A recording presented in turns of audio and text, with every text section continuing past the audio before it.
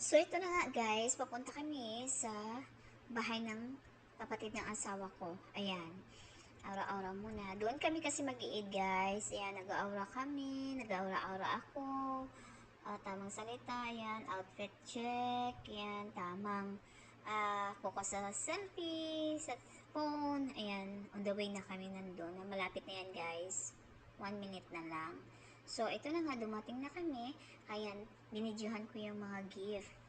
Ayan, yung ano ko, ayan, tinignan ko na guys, yun ang gift ko. Ayan, hand sanitizer, iba-ibang flavor. So, meron pa sa loob. Ayan, kinuha ko na. Ayan, avocado mask at saka lip balm. Ayan guys, tapos itong dalawa na ito, panay ang harutan. Ayan, yan ang baby namin. Kami na yan nagpalaki sa kanya. At sa amin na yan. Palagi mahal na mahal yan ang tito niya. Ayan. Mahal na mahal yan. Ayan, yan ang baby namin. Dalaga na siya.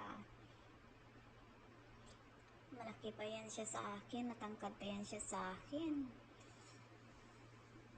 Since pa yan nung maliit pa yan siya nung 2 years old, sa amin yan siya. Kaya nasanayan niya na. Ayan, niloloko ng tsuhin niya. Ayan, kung paano siya kumain ng high. Ayan. Tamang tamang biro na yung asawa ko. Ayan, on the way na kami. Pupunta kami kasi ng mall guys.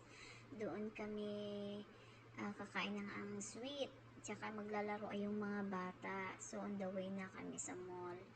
Ayan, tamang video lang yung sa buwan kasi malapit na siyang bababa. At saka bilog na bilog kasi guys, kaya na-amaze ako. Ayan, medyo traffic pa. Ayan, paakyat na kami ng bridge na yan guys. Ayan. At saka yan. Dito na kami sa mall. Ayan. Pupunta na kami doon sa taas.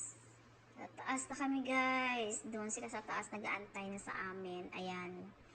Ayan, puro kami mga babae dyan. Yan, tamang video lang ako.